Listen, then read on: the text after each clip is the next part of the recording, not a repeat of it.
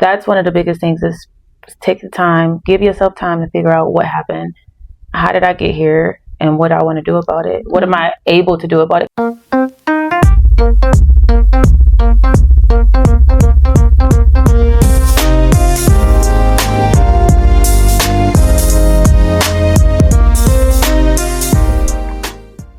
Hey y'all, hey, welcome back to Mompreneur Unmuted, breaking molds and building legacies. I'm Alicia L. Jenkins, and this is the space where we share real stories, real lessons, and real conversations for everyday people trying to navigate motherhood, marriage, business, healing, faith, and purpose. If you're enjoying the show, don't forget to follow, subscribe, and share with somebody who might need it too. Now, let's get into today's conversation. Today's guest is somebody I've known for almost 15 years, I think. That's crazy. We met back in our Rock Connections days. If you know, you know. Yeah. Back when we were young, working hard, playing hard, trying to figure life out, and probably spending more time together than not, honestly. At one point, we were coworkers and friends outside of work. Then life did what life does. Different jobs, different states, marriage, kids, responsibilities. And while we don't talk that much anymore, there's still so much love there. Yeah. Now, Alexis is a wife, a mom of 2 boys in the Navy. Thank you so much for your service, girl. And a woman who has somehow managed to stay committed to her health, her family, and herself through a lot of different seasons. She's also been married to her husband since they were teenagers. Yeah. And listen, that alone deserves its own conversation. And she's spending a little time with me on this couch on her very short visit back to the city. Mm-hmm. All right. Okay, Lex, I want you to tell everybody who Alexis is today. Who are you in this season, and what does life look like today? That's a hard question. Yeah. I feel like that's something my therapist will ask, and I would just start crying. Welcome to the couch. Literally. Where's the tissue? But actually, I would say in this season, I would say I'm happier. Like, postpartum did this big one on me. And with my first one, I didn't have postpartum. With the second one, I had postpartum. And then my grandma passed. So, that was a lot. Yeah. So, and it's interesting to be like, oh, you were happy at that time, but then with postpartum, like, how do you say, like, oh, I'm happy, I'm fine, but then you have postpartum. So it's like, I'm not depressed. I'm not sad. So you had the definition postpartum. Not, you didn't realize until you were out of it. Yeah. Well, no, I knew I had it. It's just I didn't understand how I could be like happy and then not. You know what I mean? Like, it was like, even with Blake, like, he would be like, I thought you were fine, because it was new for him too. So he was like, you're just fine, like, you're just happy, and now you're like crying and sad, like, what's wrong, like, what's going on today? And I'm like, I don't know. Like, that was very hard to try to say, like, I don't know. I don't know what's going on. So, like, I went to therapy and everything, but so that's what I would say in this season. I feel like overcoming that, just being like, I'm doing content more consistent. Yeah, you are. So yeah. Mom and wifing. Being cute. Keeping it cute. That's one thing I'm going to do, though. Like, even when I was going through that, I was heavy, you know, like with my weight and everything, I was still going to be cute. And was. Depression didn't stop me from being cute. Period. It didn't. And it's okay if it does for some people, but I don't know. I just look happy, feel happy. Yeah. Right? You look good, you feel better. I get that. I felt better, so. I agree. That was one thing I had to get back to. Yeah. But you're getting deep on me already. I know. We're not ready yet. That's what I said. That's like that is not that opener is like, ooh. Yeah, I get it. Who am I don't know. No, but seriously though, that's literally why I want you on this couch. Yes. Because people see a picture, they see social media posts, but they don't always see everything happening behind the scenes. What's behind the scenes? Yeah. So, before we get deep, Alexis, you already know we gotta loosen up a little bit first. You ready? Yes, it's time for our Let's Get Petty part of the show. Oh, okay. What we doing? Now, this is where I ask you 3 super unserious questions. You ain't gotta overthink it. Okay. It's just vibes. You ready? Yes. Okay. I'm ready. All right. So, we've known each other again for almost 15 years. Mm-hmm. And so, unfortunately, for both of us, I got receipts. So if y'all want some pictures, oh no, of the shenanigans, just let me know. For changing my attitude when I come in and stuff like that. I want to thank Alicia for giving me multiple leads every day to turn over because. All right, but question 1. Oh God. Let's start back at Rock Connections. Okay. What's the craziest, funniest, or most you had to be there moment you remember from our Quicken days? Well, I don't know if you remember this, but do you remember when we were in the aisles trying to teach Christian how to hustle? How to hustle? Was that her that didn't know how to do it? Was it Christian? If somebody didn't know, I don't remember. But I just saw that video. That video just came up somewhere where we was hustling in the aisle. Yes. That was. I would say that was a good moment because it's like so many moments at that place because it was such a whimsical environment. Mm-hmm. So that was probably my best one, especially because it was like on camera and it's like I could like see it off. Go back and so somebody must have shared it on Facebook or something because I think that's where it might have came back. I don't know. It might have been. I have it. Do you have it? I think I do. So send it to me. Send it to me so I can post it. Because we were literally in there spinning in these people's house, like on the phone, leaving voicemail. So please give us a call back at. Literally, I don't got a voicemail. You're spinning. There was some good days on the call. You know another video I remember? What? You scootering down on I was gonna say that. That one. Who recorded that? Because somebody was probably me. It was me. Yeah. I recorded it. That's a lot. I probably have that one. That's a lot. And then there was so many videos of my screen being like up here and nobody could like see me because you were so short. Yeah, that was another one, but. It was a lot of good memories there. Yeah, that was a fun place to work for sure. Okay, so question number 2. Back when I lived downtown, y'all, we had some amazing kickbacks. Oh God. Okay. Oh gosh. Okay. So, what's your favorite memory from those days? Where were we going? No, we had a game night. Mm-hmm. And that's why I learned to play the apples to... Oh, apples to apples? Yeah. I had no idea this game even existed. That was a good game.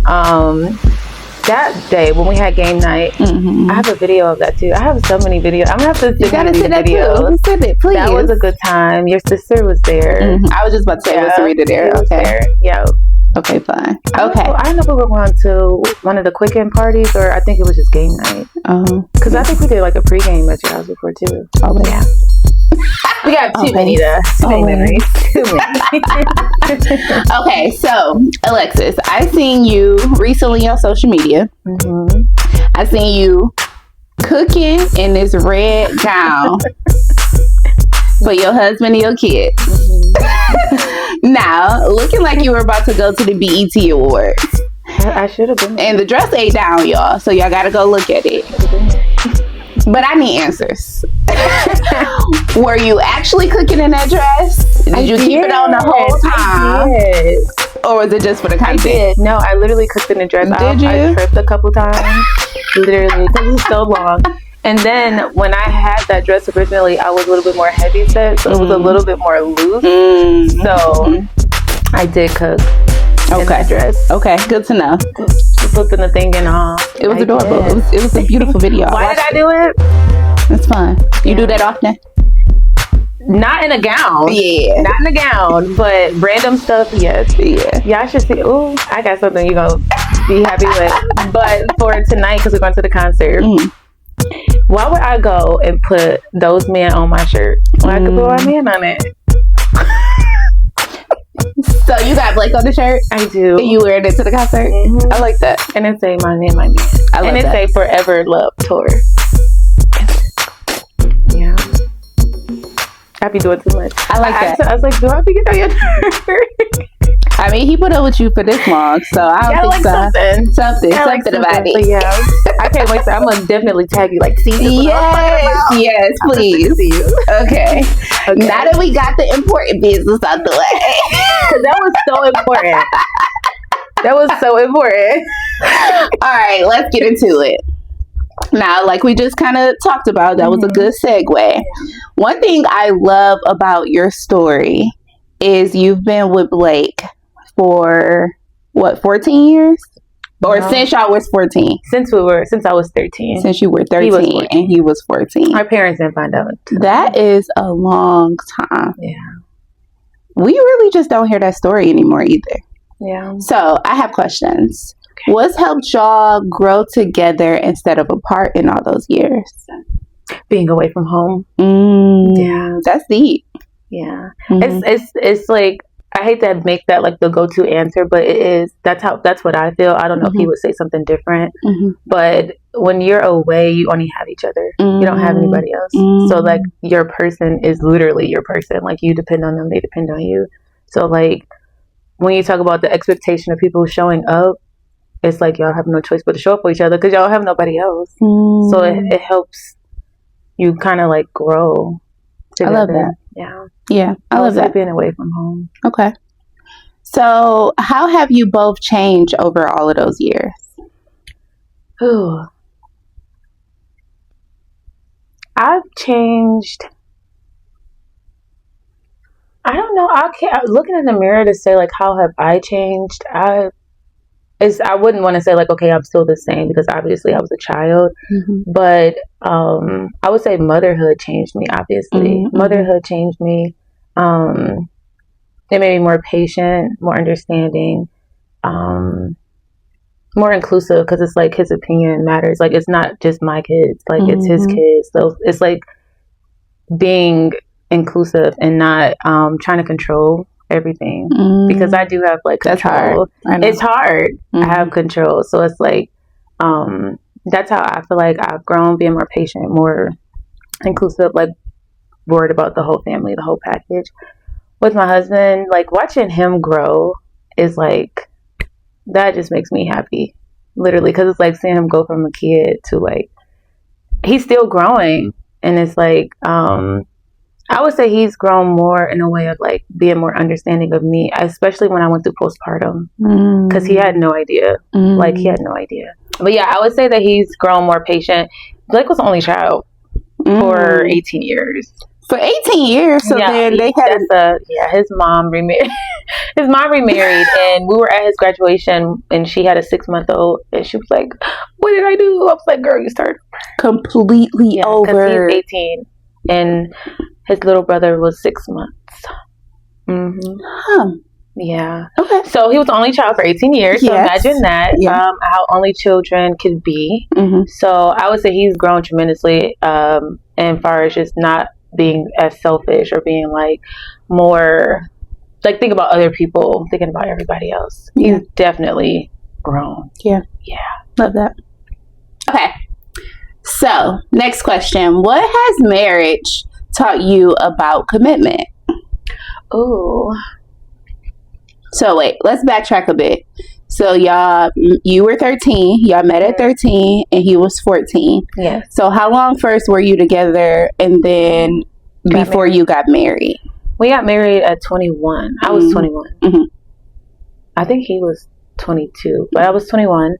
So yeah. Okay. But our parents did not know that we were dating at 13. Right. Obviously. Okay. So yeah. So when did y'all tell them that y'all was dating? It was 15. Okay. Yeah. Okay. I had to make that clear. Okay. Like they were not condoning that. So y'all were secretly dating back in the day for 2 years. Then y'all got together at 15. Per your parents. And then y'all got married at 21. Yeah. Okay. So what did that teach you about commitment? I mean, because you had to have a continuous commitment for so many years. We did. Okay. I don't know how I would say, because I have a really deep connection with my husband. So it's like some people be like, you're so obsessed. So that could be a good and a bad thing, right? Because it's like if he could do this, and it's like having somebody have that much control over your emotions is not healthy. So it wasn't hard for me to just be like, oh, this is what it is. So, and then by us being in the military, we joined the military at 20. I was 22. So that's a whole nother commitment. So it's just kind of like the commitment thing wasn't really hard for me. Okay. It wasn't really hard. Yeah. We had already been doing it for so long. Yeah. That's all you know. That's true. Okay. So what's something people assume about long-term relationships that is not actually true? Somebody cheating. Somebody always gotta be cheating. I'm sorry. That be triggered. No, that's because facts. people swear if you've been with somebody for a long time that somebody done cheated. That's the only person. That is not true. Yeah. And people break up for other reasons too. It's not just cheating. Like there's so many other things in a relationship. But cheating. That's a good one. Because sure. I literally have heard that they've been together like that long. He cheated. She cheated. I get it. 100%. Okay, that's the biggest one. So they don't even discuss nothing else. No infidelity that happened up in your relationship. No. Okay, good. And I'm not naive either. I'm not the type of person that's like it can never happen, because you never know. Yeah. So I still keep a leash. Sorry. Better. All right. That's right. You don't let up. No matter the amount of years. No matter, because people get comfortable. Yeah. People get comfortable and complacent. And it's like, I'm grateful to not have experienced infidelity. That's not something to brag about. I am grateful for that. It's like, I would never be like, my man. I would never do that. Ain't gonna happen to me. Yeah, because you never know when somebody can cheat on you. Like, I would never do that. So mine is always humble. Like, I'm grateful that I've never experienced that. I love that. So, yeah. Okay. All right. So after all of these years, what still makes your relationship work? Love. And then, you know how sometimes people like, well, love isn't always enough. Like, you have to do all these other things. But for me, it is love. Like I said, being away and you don't have anybody else, that it keeps you bonded. And then when you have kids, I feel like relationships is layers of love. So you had your love for each other, and then now you had kids. So like now that's a different level of love, and it just keeps growing. So when you accomplish things, or it's just different levels of your life that keeps drawing you to that person. So I don't know if I explained that right, if that would be considered love, but that's how I look at it. Yeah. The different phases of your life keep drawing you to that person. Now, if you with somebody that's just stagnant and they're not doing anything, maybe that could be like, okay. Yeah. I get that. Yeah. I get that. Okay, so separate question. And then we're going to kind of shift a bit. You and Blake are kind of different people. We are. Like, we are. You are the extrovert, and he is like an introvert. Like, you probably an ambivert. You can be to yourself when you feel like it. But y'all are day and night. But he's not like that at home. Oh, okay. Like, he's literally not like that at home. Yeah. So even like his family, they'll be like, yeah, we don't see Blake's side unless Lexi posts a video. Or we see, they don't know him. It's so interesting because it's like, I don't know. Like, sometimes before I used to be like, how come you don't, show that side or like be that way? And then I just had to be grateful that I got to see that side. Yeah, he comfortable. Like, with you. Like, he's the most comfortable with you. I'll be thinking like, you ain't comfortable with them your people. Like, that's your family. But he's not, like, he's annoying as hell at home, actually, but in a good way. That's like, he's y'all besties. Yeah, like, he's fun, like, he's joking, playing, like, he's not quiet like that at home at all. Wow. So that's why when people are like, oh, y'all are like day and night publicly. Yeah. Publicly. I get that. Okay. Okay, so now let's talk about Navy life. Because both you and your husband Blake y'all both serve. Yeah. Okay. Yeah. And I think a lot of people hear military family and immediately think they probably understand it, but I know they probably don't. Yeah. So what's something people don't realize about military life? There is no break. There's no breaks. So like when people are like, okay, I'm not feeling it, I'm gonna call off. You can't do that. So I keep bringing up postpartum because it was such a hard time for me, and it was recent. I didn't get a chance to just be like, I want to sit here and do nothing. I don't get the opportunity. I still have to put on a uniform, put on a face. Yeah, that's the biggest thing. So it becomes easy to do that with other people too, because it's like it's not your problem.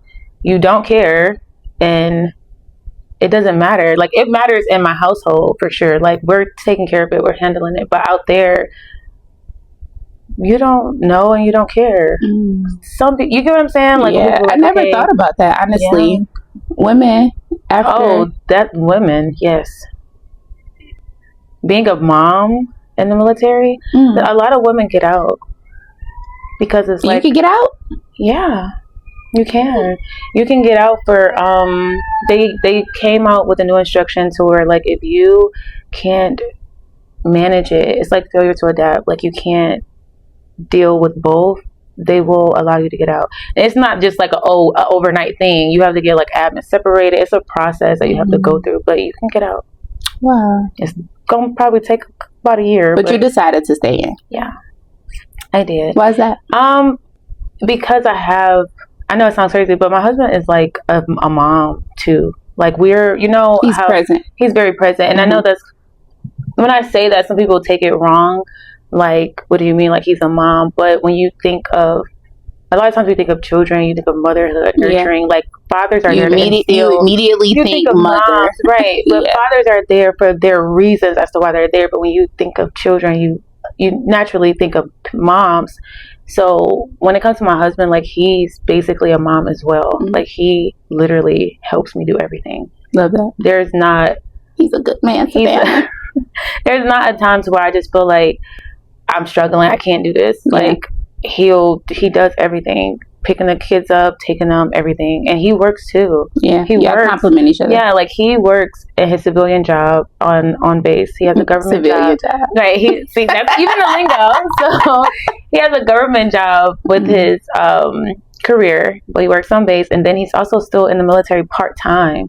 So he's a reservist, so he still has those demands too. So it is hard. So, like, they'll call us from daycare and like, oh, whatever with the kid. He's like, can you go get him? You can't go get him? Okay, I'll go get him. So it's like, y'all work together. Yeah, we work That's together. how it's supposed to be. Yeah. But I love that for you. It's definitely hard. It's not easy. It's not easy. Can we talk about that real quick? Because people have this idea that because you married and you got kids, because you ain't single, that your life is so much easier because you got your husband in your life. Can we just talk about that for a second? It's definitely it's still a struggle, y'all. It's 100% a struggle. I don't know. Everybody's struggling. Everybody. So we could just nip that in the butt. And it is not fair to struggle. What is that? To struggle shame. To struggle shame. Your struggle is not my struggle. My struggle is not yours. Like, struggling is struggling. Yes. It doesn't matter the level of struggling. And that's the problem. Like, we need to put that to the side and just come together and notice that we're both struggling. Not, well, I'm a single mom or you have help. Or because some people are married and still could be single parents too. That's true. That's another story. That's a whole another conversation. Yeah, so that's true. We just need to get rid of that narrative. Yeah. Period. Like, it's hard for everybody. Yeah. It's hard. Yeah. And I want to add a quick layer to that, because not only are you figuring out parenthood, but you still figuring out yourself along with figuring out your spouse. Yes. Like, it adds another layer to figuring this whole life thing out. You know what I'm saying? That goes back into the levels or the different phases of like what helps a relationship, because a lot of people can break their relationship up after you have those babies or different changes, different phases of life. So that person being there for you and vice versa, it draws you to them more. Like, either you see me. It's one or two ways. It's one or two. It can pull you away, or it can pull you towards. It can pull you closer. Yeah, so I agree. Yeah. Okay, so what's something people Sorry. How has the military life impacted your marriage?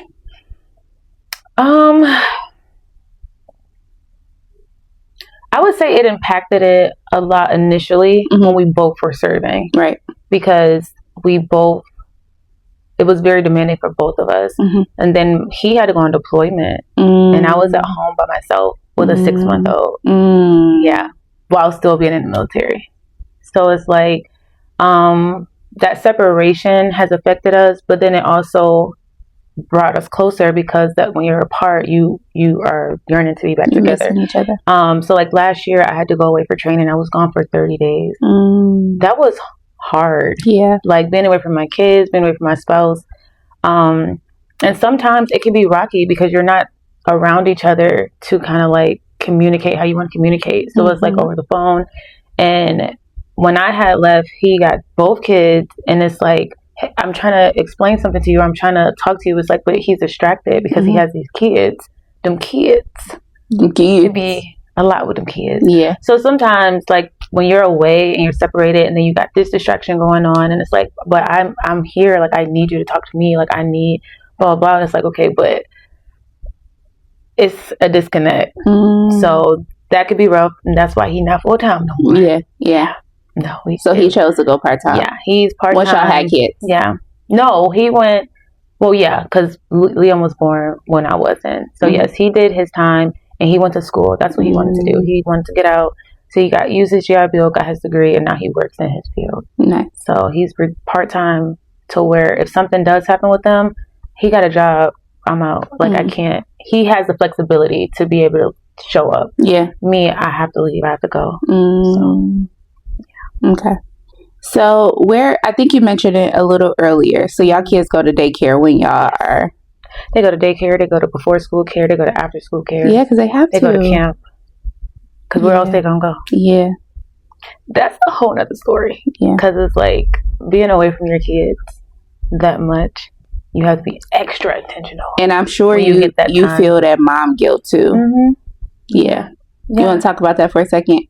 See? Okay. No? We can. No, we can. You sure? I do, because I love talking about it. Even though it's emotional, it's you have to talk about it. You got to talk about it. It's real. But it is a lot, especially like with my 9-year-old right now. I'm like, I don't know if he's going through puberty, but he's 9. Yeah. So I'm like, sometimes I just feel like when I try to talk to him, it's like, it's always a message, and he's like over me talking to him.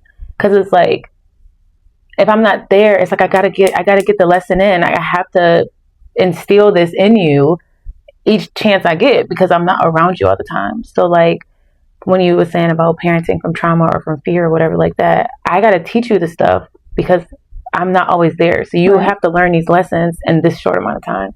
Yeah.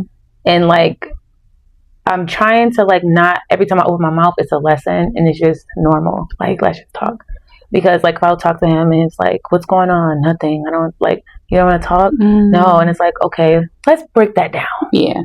Why don't, like, what's going on? And it's like, I just, it's nothing. Like, I just want some time. But in my mind, I'm like, no, we need to dig into this. Like, I need to understand, or I need to like, and I think I'm trying to take back, like, reserve myself, because I don't want every time I talk to him, it's like, okay, here we go. Yeah. Every time I do something, it's like, okay. Yeah.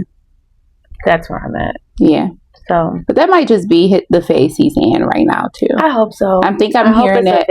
That's been a trend I'm hearing lately from a lot of my friends with kids that's going into preteen to teen years. And it's like, so give yourself some grace. Because it's like, scary. I know. If I'm already feeling that now and I'm away or they're away, what am I walking into? Yeah, and I just recorded the session with my mom because, I mean, I wasn't the easiest kid, but she was like, I'm so glad that was short-lived.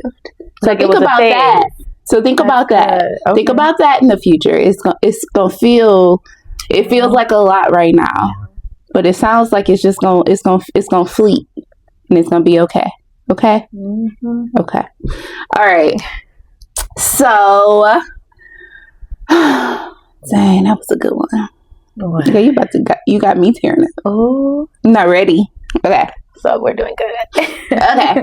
So how do you maintain family connection when life can be so demanding, like we just talked about. So you are on the phone with your son, but like if he's not talking to you on the phone, how else do you think you maintain that family connection? So like my family connection or like overall family? I mean, because you do live in a whole different state too. Yeah. Let's go both. Let's first go with your immediate family. So the family you made. Okay. So your husband and your 2 kids. Let's talk about that first. So the way we maintain it is we do stuff together. So we have family dinner together. We do game nights, bike rides. So we try to do a lot of stuff like together. Game nights is always a good one to bond with the kids. My 9-year-old personality comes out so much when we're doing game night. A lesson not being taught. It's not, don't do this. It's like he could just be, because I'm like, I see you at school, or I see you and you're like popping loud, like lit, but then you come home, it's like So we do family game nights. Again, like our bike ride, just doing stuff together. And my husband and I had a conversation because he's like, well, the kids can't sit in the house 2 weekends in a row. And I'm just kind of like, we always trying to do stuff with them, but it's to a point to where it's like, if we don't do something, they feel like they should be doing something. And it's just, so that's like a whole nother conversation. Because it's just kind of like you do want to constantly do stuff, but it's like when you don't, it's more pressure on you as a parent. Like, well, no, they can't do this. Like, yes, they can. It's okay to sit in the house. And I'm going through that right now with my kids. Like and my kids only 3 and 4. So, Mommy, we going to another surprise today? Like, baby, we so blessed to have this house. We want to enjoy our moment. Let's take a break and actually spend time together. What kind of games can we do here in the house that we can be doing outside? You know what I'm saying? Like, we don't always have to go somewhere. Have to do something. So, as far as like keeping that connection, that's how we do it. Just trying to do stuff together. If my son is upstairs, hey, come down here and like interact or whatever. And my husband, if he's doing something or doing work, like I try to be around him or vice versa.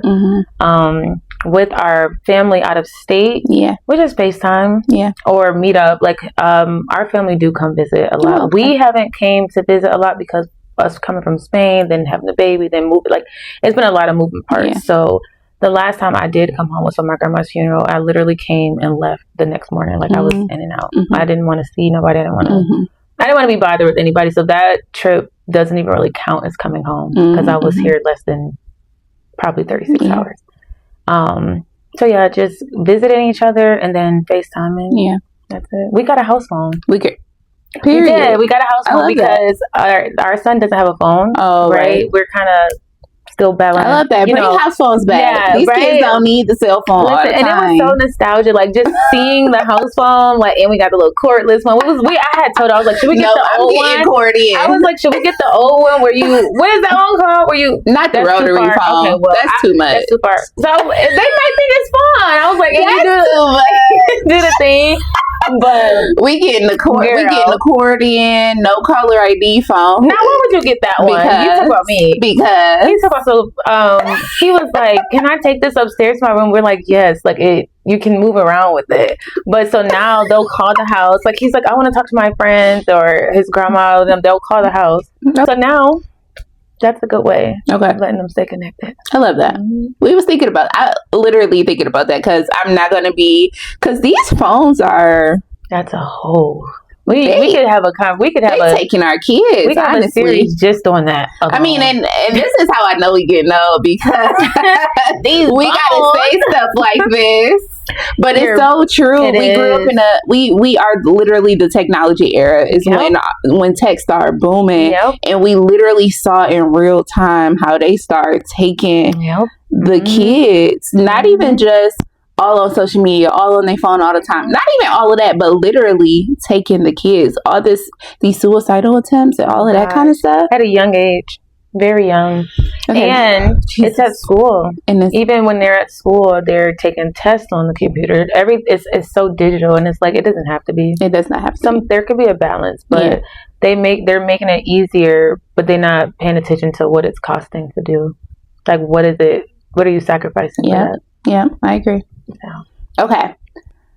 Now, another thing that's really unique about your motherhood journey, and we've been talking about it, is that your boys are in two completely different stages. So you got this 9-year-old going into preteen, and then you have this 2-year-old, a toddler, going into terrible twos. Those are two completely different worlds. Yeah. So what's been the biggest surprise about parenting at both stages at the same time? At this point, I have to take away certain expectations because I'm like, wait, why? Or you shouldn't, in my mind, like, be doing this, or all kids are different. Yeah. Right. So like, I was expecting my new baby to be like the other one, right? That's what I was like. The comparison. Yeah, that's what I was like, God should have gave us that one first because we have more energy, we were younger. Like, that one should have came first. Yeah. We tried to potty train. We're still working on potty training. Yeah. The first day we tried to potty train him, he sat on that potty and he got up running. We said, put the diaper back on him. We're not about to do this. I'm not about to take you. Not free balling. Put the diaper on him. Or like, what are we doing? Why would I stress myself out to be like, my baby got potty trained at 8? No, put the diaper back on him. When he'll do it when he's ready. So I would say that, and then the comparison thing, like you said, because my husband was doing that too, and he was like, Liam wasn't like that. And I'm like, we can't do that, especially not around them, because it in your mind what you're saying is innocent, but it could be perceived differently. Yeah. They're not the same. We know that it's obvious. We know that they're not the same. We don't need to point out that Liam wasn't like that. Yeah. So getting rid of the expectation of like what it should be like or what we already experienced. Yeah. So yeah. And what are your boys teaching you in this season? I don't know, girl, honestly.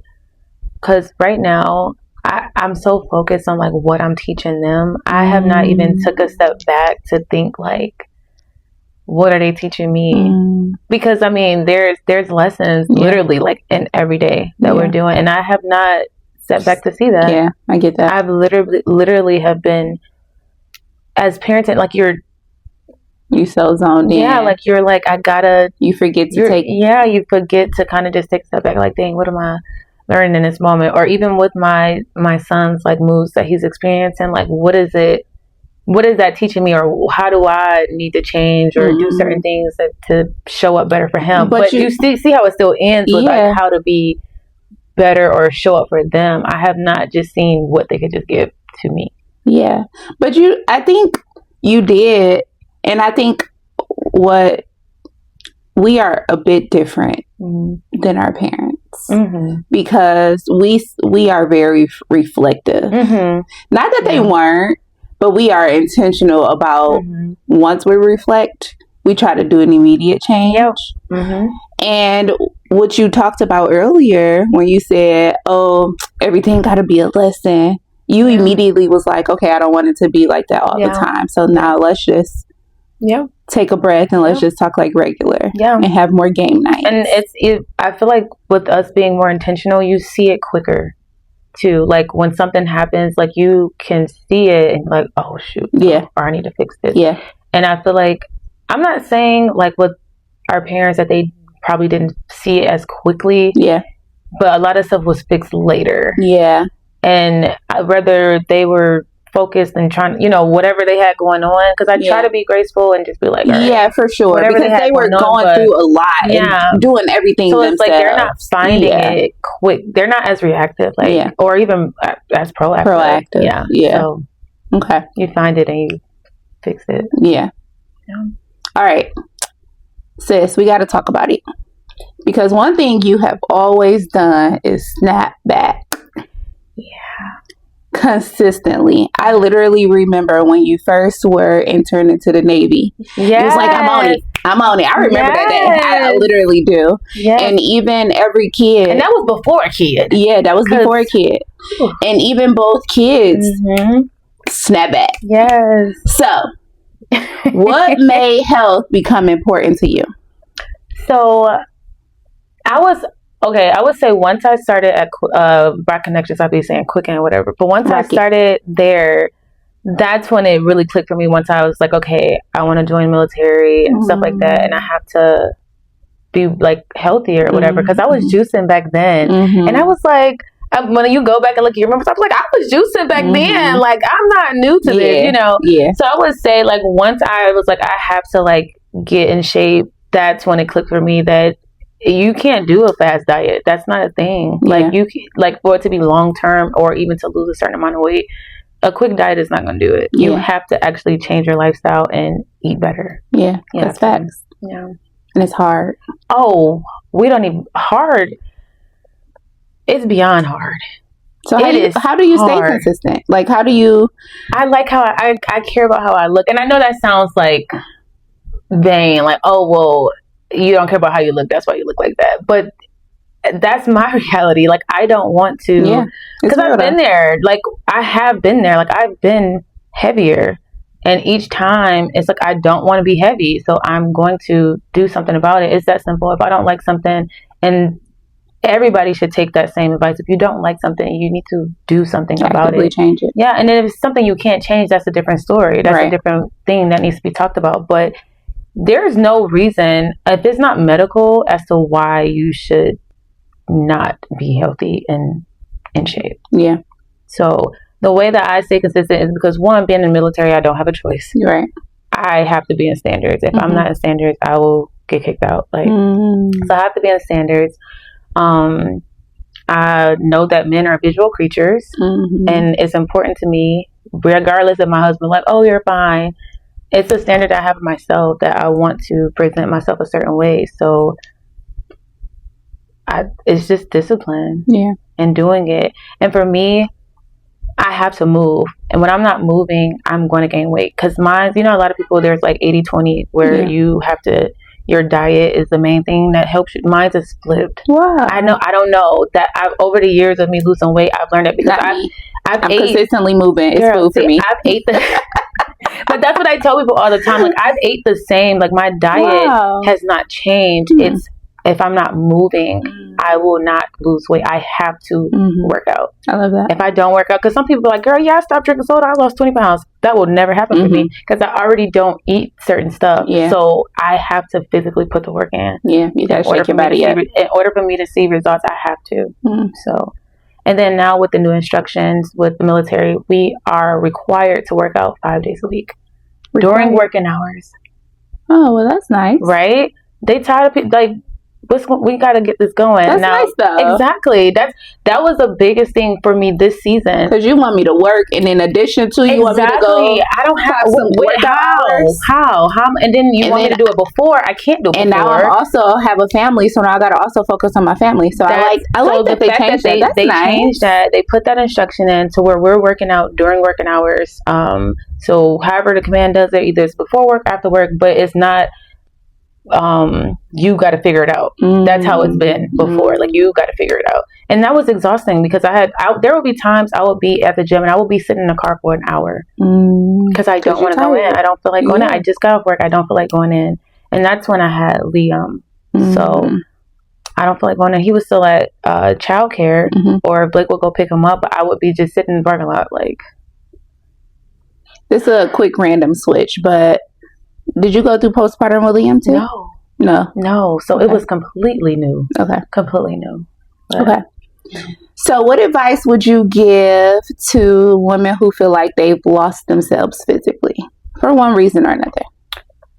The biggest advice I would give to women is reflect and figure out like what happened or what caused you to get to that place, because that's what's important. You have to know what caused it, so that way you can change it and then not let it happen again.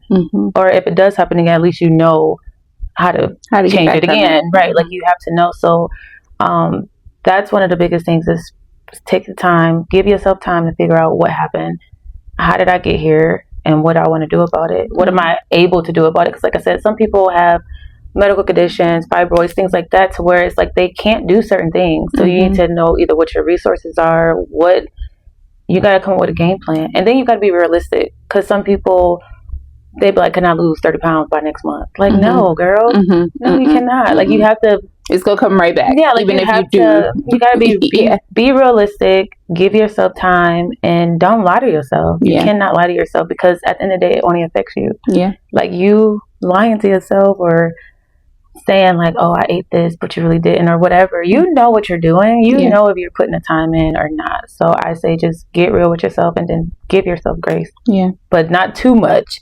Because that's the problem. You do want to yell, like, you do want to. I deserve that cookie. You deserve one of those cookies. That's my problem. See, sis, I'm eating the whole pack. Listen, so I already ate one. I'm not supposed to eat the other. Might as well eat it. I already cheated. Like, that's what? me. Yeah. No, and that's another thing. People have cheat days. Though you did cheat meal. See, why you ask that question?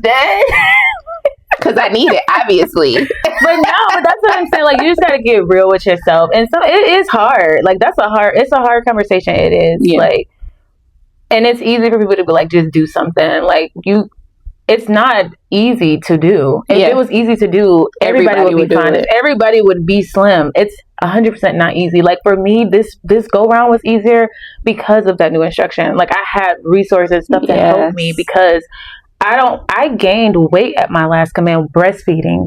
Right. I'm like, oh God, I know you're gonna do your big one for me. I know that I'm gonna lose weight. And that's funny for because breastfeeding, and I gained. Most people lose. Most people lose. So that's a different perspective. Yeah. Yeah. And with Liam, I was not able to breastfeed because I don't know if you remember, I got a breast reduction when I was at. So I got a breast reduction, and I still knew that I wanted to breastfeed. So when I did my surgery, I had certain requirements that I didn't want them to do. So when I did have Liam, I was able to produce milk, but like my doctor was saying, your body didn't know what to do, like because of the surgery that you had. So it was like, we know that you can produce milk, but it's connected. So if you decide to have more kids, it'll already kind of know what to do. And that's what happened. Like the second baby, I had no problem. Like, I was producing milk. I wasn't an overflower, but I was producing milk. So I was just so happy. Like, yes, I can breastfeed. I'm gonna get help. I'm like, God be stressing me out, but he be blessing me. It's like, he be stressing me, but he be blessing me at the same time, if that makes sense. It's like, you thought, but don't worry. Wait. So I'm thinking, yes, I'm about to lose weight. I could finally breastfeed. People be snapping back. They breastfeed, they lose weight. Girl, I gained weight. Not every time. Why did I gain weight? I'm like, what? The first one I lost, that second one, and that was back to back too, and that was crazy. I'm eating in the middle of the night. Literally everything. Cookies. Everything. letting them nutrition, them lactation cookies fool you. People talk about when you are your cravings during pregnancy. Yeah, I didn't have cravings during pregnancy. I didn't have cravings until breastfeeding. Like, what? Yeah. I was. I know my husband rolled over many a times. Like, are you eating? But in our defense, and any woman breastfeed in defense, it helps with producing the milk. It does. You have to. You have to give yourself as many calories as you can, because the baby. Now you hear about those women. Breastfeeding does multiple things to different women. You hear about those women who the baby took everything from their body, their teeth, their skin. That's because they weren't getting enough calories. So while you look back and you'd be like, dang, I gained all that weight. It was a good thing. Or else they could have took away from other areas. So that is true. Okay.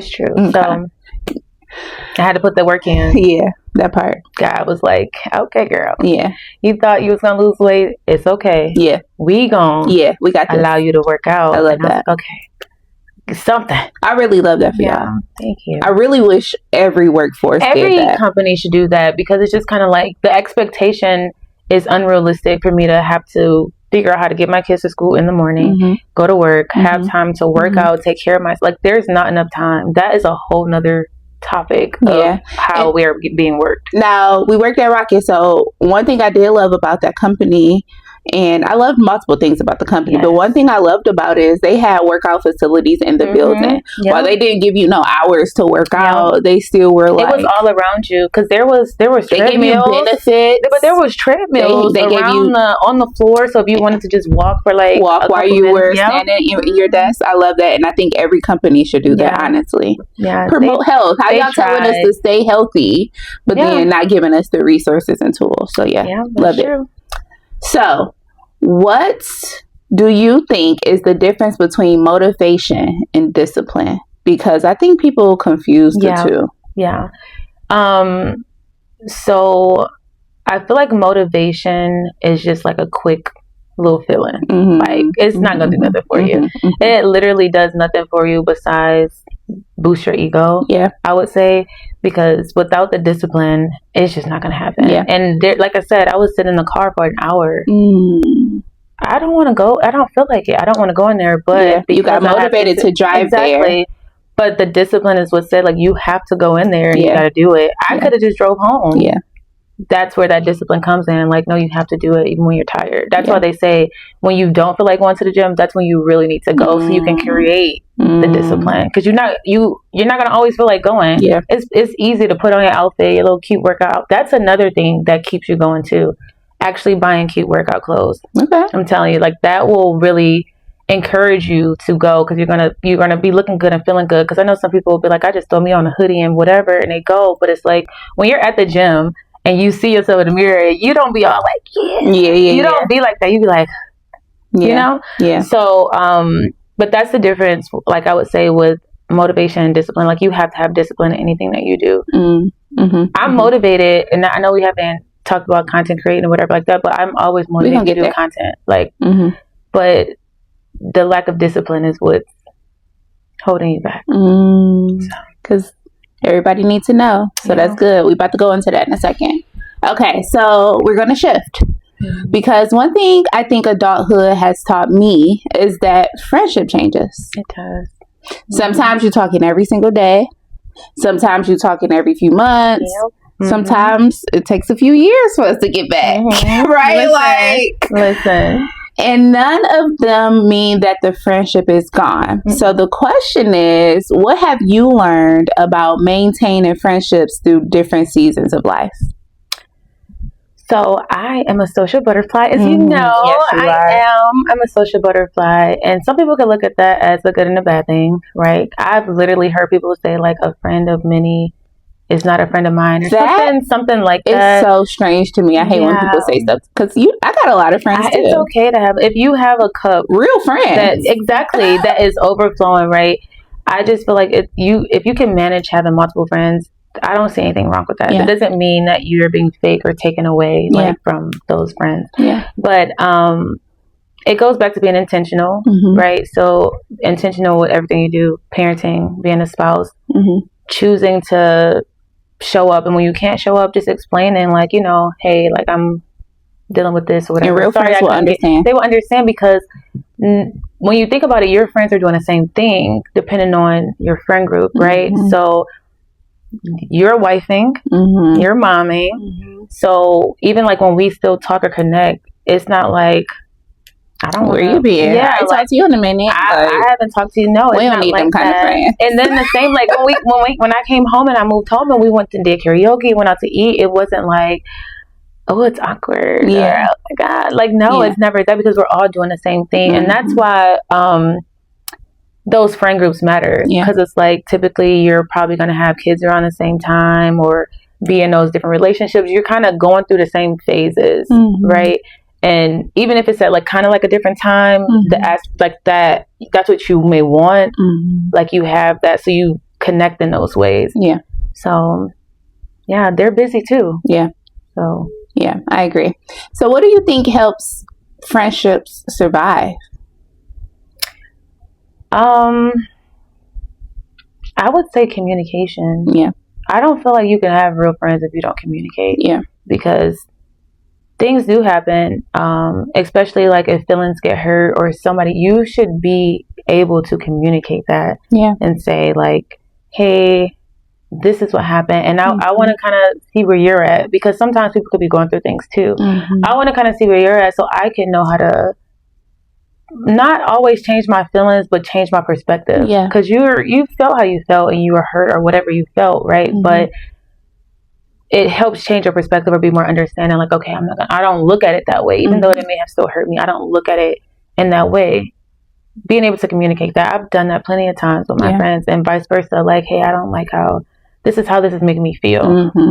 Are you good? Like, I know that you're going through this, or if I don't know, like, is everything okay What's with happening? you? Yeah. Like, because I feel like I may need you a little bit more. Are you able to be there? Are you able to show up? Because a lot of times people just have this expectation or think they know what you're going through because you're friends, right? I know that this person is dealing with this, but you should still have time to help me too, you know? And it's just kind of like, you know, but you don't know. You're not in that household. Yeah. So communication is the biggest thing for me. And being intentional is just like any other relationship or relationship. It's just not romantic. Yeah. Agreed. So what does sisterhood look like to you today? I feel like sisterhood is everything. Yeah. I do. I feel like as women, we need that. I feel like as women, you need that because not to bash men because we love our men, but we have different understandings of things. Like our emotions are different. So when a lot of people, I've heard women say, I don't like females. I don't get along with other women. And it's like, strange. You're the problem. Because for you to be a woman and for that to come out of your mouth, I've seen what I needed to see. And no. You can never, I feel like you can never feel that way as a woman. Like you need that sisterhood. Yeah, like when you're dealing with stuff with your spouse, when you're dealing with stuff with your kids, like when you're dealing with stuff as a woman, like sometimes only other women can understand that. Somebody who's been through Somebody that's been through it. Going through it. Or in our hormones, like men don't always understand that. They could try to be as empathetic as possible, but they're not going to understand. So they get over things so much quicker. Yeah. And sisterhood is 100% to me important. It's important. And one thing that I do want to add, when you asked about friendships and like what do you think helps, do you know about the 5 love languages? Okay, that applies to friends too. It does. I didn't know that. I didn't know that. I knew because I was doing it with my relationship, and I learned, I don't want to say the hard way, but it was like a more of an emotional way to learn that applies in friendships. Because I did have a friend, well, she's still my friend, we're not as close, but communicating with her and her expressing to me how she needed me to be there for her or certain things, and she explained like she's more of a quality time type of person. I am not a quality time type of person, like at all. We don't have to. I'm not a quality time type of person, and because I didn't know that, I thought I was showing up for her. Like I would check in on her, like, you know, she had a baby and I went and grabbed groceries for her, like just stay at home, like don't worry about it. You were acts of service. So I was giving and showing up in a way that I thought, like when her aunt passed away, I made her a whole basket with like a journal in there, stuff with her favorite color. Like I do things that I thought was showing up, like for the important stuff, because I know that I don't have the time to be there for the little things. So when it's important, I'm going to be there. She don't care about that. She wants to spend time with me, and that's hard because I can't give you that. I literally can't give you that. And when we talked about it and we had our crying session, girl, because you know we don't cry, and she was just explaining how she deals with abandonment issues from her growing up. So it was like I was abandoning her, and I was just like, that is so heavy because I never knew. I never applied it that way. Like in my mind, I'm like, I'm showing up like I'm. So just to add that, you need to know your friends' love languages. And it sounds crazy, but like, girl, what's your love language? Or like, what, you know, how could I, like, what do you like? Because sometimes they don't know. Because they may have never been introduced to it. So I need you to know so that way we can understand I can show up for you and vice versa. So apply love languages to your friends. Not even and just your kids. To your kid. Literally every relationship. You know what's so funny? I just got a video sent to me the other day, and a whole separate opposite end of that is knowing the other person's conflict language. Isn't that deep? I never even heard that before. Whether it's your spouse, whether it's your person, whether it's your best friend, whether it's your kids, their conflict language. I'm gonna need that. I'm gonna send it to you. I'm gonna need that. I've never even. It never clicks, but you got to realize too. For instance, I have a friend who like lashed out on me. We were best friends. Lashed out at me, and I'm not that person. Yeah. But lashed out at me, and I had no idea like how to that she was going to do that for one, but how to even deal with that, like, because our conflict language is different. Because I'm not about to snap back at you. We not gonna argue. You can snap at me, but that means we done, you know? Right? So I'm gonna send that to you. I need that. Yeah, that's a big one. Yeah, because I think I know mine. Yeah, but. Yeah, that's a deep one. All right, so now let's shift, because we talked about it a smidget, but we're gonna shift back. You've also stepped into this content creation. And I think that's interesting because, again, so many women struggle to make room for themselves after becoming a mom, and especially you, because you went through postpartum depression, right? So the question is, what made you start creating? It's crazy, but I wanted to help other women. Literally. Love that. I did. So I wanted to help other women, right? Because it's important to like look good, present yourself, and take care of yourself. So like a lot of people ask me like do their makeup. So I'm like, okay, you need to know how to do your makeup for yourself. I just feel like as a lady, you should know how to enhance yourself, whether it's with makeup, because some people don't want to wear makeup, and that's fine too. But even simply know how to do your hair, how to style your hair, how to take care of your hair. You should know how to do that as a woman. It makes you feel more confident. If you going somewhere, you don't want to be like, okay, I got to pay somebody to do my hair. I got to pay somebody to do my makeup. I got to pay, like, so that's why I initially started. Still going for those reasons, because it's like, girl, let me show you how to put this eyebrow on, or let me show you how to style your hair. So that's why. I love that. And people think it's easy.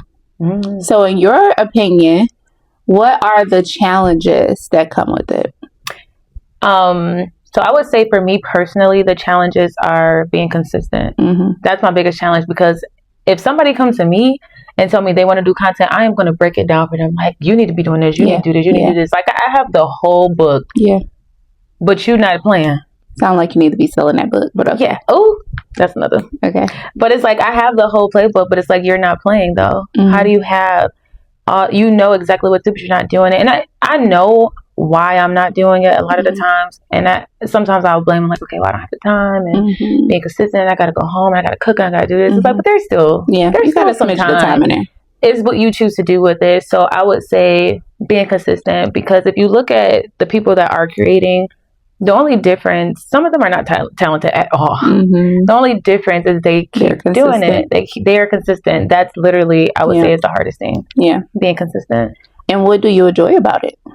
I do. I enjoy interacting with people. I enjoy like the stuff that people say, or the message that they take from the stuff that I do. Like, okay, when it comes to like my working out and stuff, like people inbox me and they're motivated by that, and they're like, what are you doing? Like, how could I do it? Or it's inspiring. And that's another thing. When people become influencers, you're actually influencing and inspiring other people.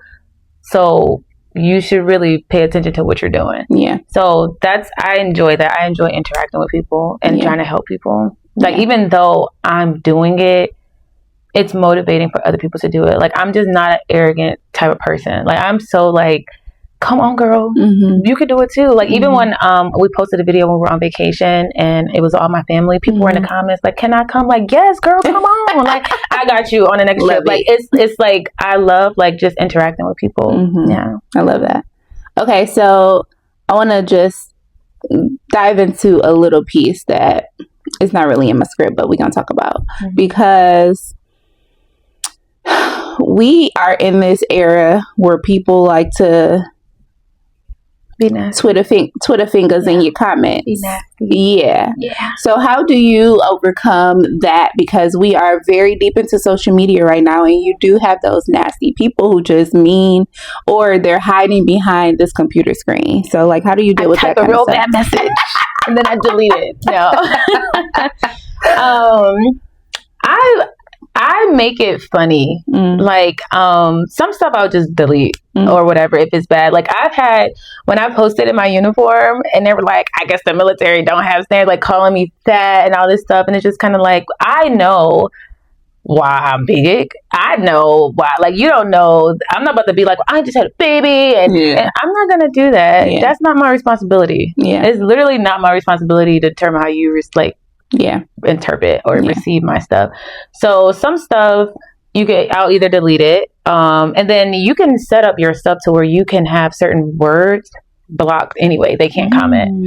I love social media. Like when I was in school, I did a whole paper on the benefits of social media because there is a lot of pros and cons to social media. And a lot of stuff people don't know. Like you could literally protect yourself. You could have the cleanest social media ever. Like you could literally block somebody from commenting fat, ugly, whatever on your stuff. Is it only business accounts? No. Well, I would have to look into that. Don't quote me on that. I would have to look into that, but I don't think so because it's in your settings. Like you could, just like how you could restrict comments or things like that, you can do words to where they can't even comment it at all anyway. It's not going to let them. Oh, wow. So there's so many ways to like protect yourself from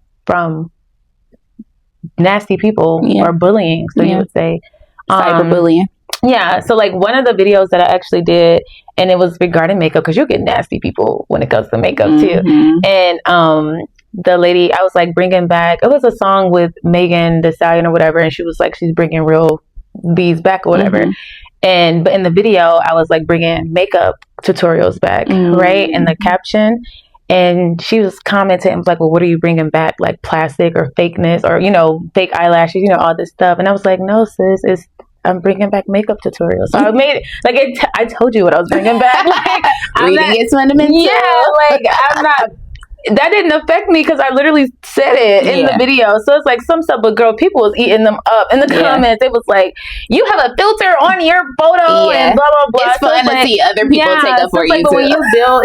When you build that community, it's like people that genuinely support you have help, or you have people that be like to delete stuff or comment back. So you do have to have thick skin. I would say you have to have thick skin if you're gonna come into this type of world. Yeah, I agree. Because everybody has an opinion. Yeah, it's facts. So. It's so funny because this whole new podcast has brought out some things already, and I was like, I didn't think to prepare myself for this, but I guess I should. One of my recent clips that I posted, the young lady, my friend DJ, she said, sex is mental. Basically, like, if you're not doing what you're supposed to do as a man, I'm not into it type thing. This guy comments, oh, the hilarious. Oh, the hilarious. He said, it's a woman's job to get herself off. Like, boy, if you don't get yourself off my it sounds like you single and you probably. Well, did you say the same thing though for yourself? Like it's a man's job to get himself off? Strange. But I was like, I didn't prepare myself for this, but I guess I should. Men can be very nasty. And they'd be like, why are you like, you're in lady business. Literally. You are in ladies' business because like, why are you commenting? It was men comment on makeup all the time, and it's just kind of like, makeup has traditionally always been lady like that's, you've seen videos 1900s where they was using different stuff to put blush on. Like that's always just been a dainty, man that's on TV. Yeah, but it's like that's always been a dainty thing for like, where do you think the powder room came from? That was from women like going in the bathroom and doing their little powder. So I'm like, at what point did makeup just become this? Like, oh, you were literally forever.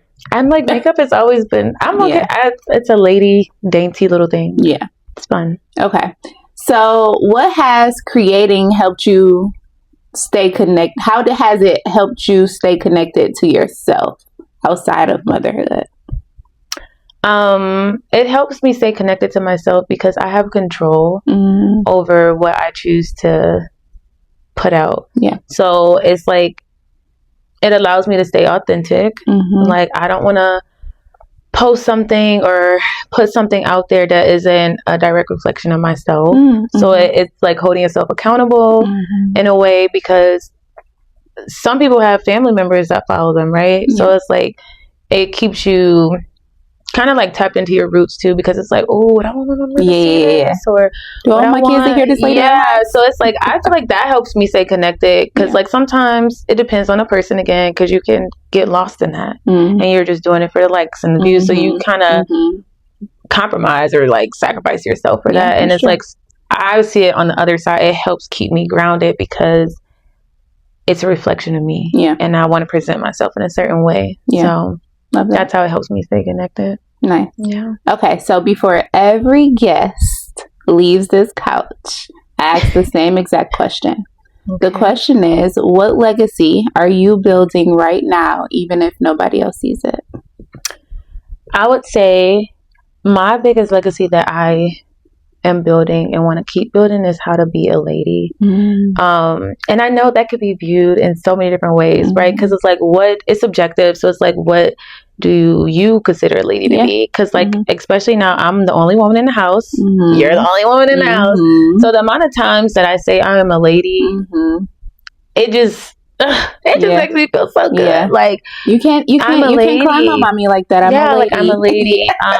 Well, mommy's taking so long, and it's just like, I'm a lady, right? Like I just want to continue the narrative of just being a lady, right? What that looks like to you, like empowering. So being confident, that is like one of the biggest things, because we lose our confidence. We have things that we are always self-conscious about, like things that we may not like, right? But I don't want to say, because I'm in the military and I told you I put on faces, right? And I have to pretend, but pretending has gotten me so far in a way of protecting myself and showing up for myself, right? Like if I'm not okay, but I'm going to pretend like I am. That helps me bring myself up. And that's not saying like, don't feel your feelings. Like I will feel my feelings, but when I am done crying, I'm going to go to the bathroom and I'd be like, like I'm still going to put that on and just like, I'm okay. Like, even though you're not okay, but I think that helps you pull yourself back. So I would say that's my biggest legacy I want to leave, is just to empower women, allow them to know that you're going to go through changes and you're going to be a lady throughout the whole journey. You're going to remain true to who you are throughout the whole journey. I love that. Now, before we wrap up, tell everybody where they can connect with you online, follow your content, and keep up with everything you got going on. So I am on all platforms except Twitter, X, Twitter, whatever they. I am not that new stuff. I am not a friend of that site, but TikTok, Instagram, Snapchat, and Facebook, I have the same handles. So that's Lex Lexington _ That's LEXLEXINGTON _ I don't know why I thought about that while I was, but yes. All right. Just insert it right here, Brian. Love it. Y'all heard her. Make sure y'all go show her some love. Yes, please. Alexis, thank you for sitting on the couch with me today. Thank you. Taking some time back in the city to just chill on the couch with me. I appreciate you. It was great. Thank you for having me. Yeah, of course. Thank you. One thing I took away from this conversation is that consistency doesn't always look exciting. Sometimes consistency looks like showing up for your marriage, showing up for your health, showing up for your children. And sometimes it looks like showing up for friendships that has lasted decades. Thank you for joining us for another episode of Mompreneur Unmuted. And next Tuesday, we're continuing this conversation. From my living room couch in Detroit, until next Tuesday, go give yourself some grace and go build something that outlives you.